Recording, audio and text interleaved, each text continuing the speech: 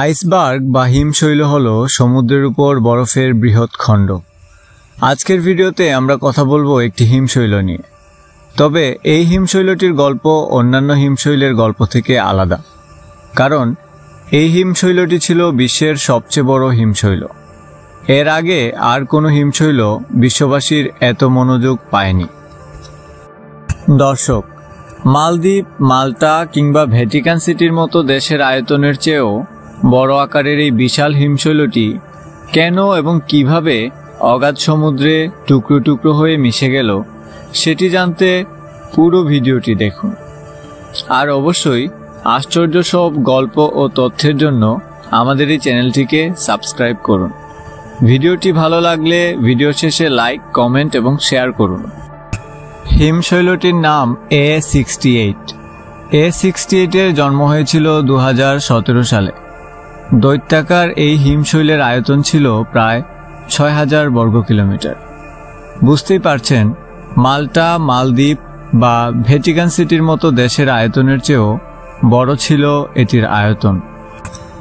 প্রথম এক বছর A68 প্রায় নড়াচড়াই করেনি। স্থির থেকে নিজের যাত্রার পরিকল্পনা করছিল যেন এটি। সে সময় ঠান্ডা সমুদ্র এটিকে আগলে রেখেছিল, আর এর বিশাল আকার গবেষকদেরকে মুগ্ধ করেছিল।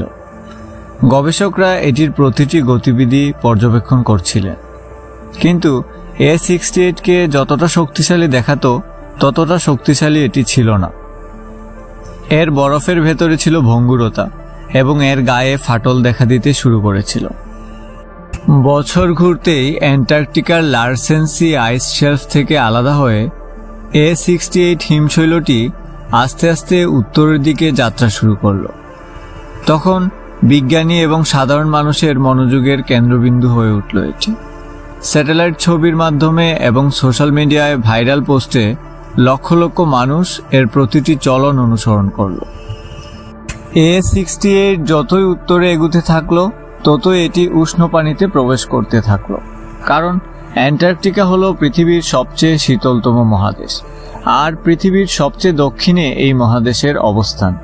তাই এখান থেকে বেরিয়ে উত্তরে এগিয়ে যাওয়ার মানে হলো শীতলতা থেকে উষ্ণতার দিকে যাওয়া। 2020 সালের মধ্যে A68 অ্যান্টার্কটিকা থেকে উত্তরে দক্ষিণ আটলান্টিক মহাসাগরের দিকে এগুতে থাকলো।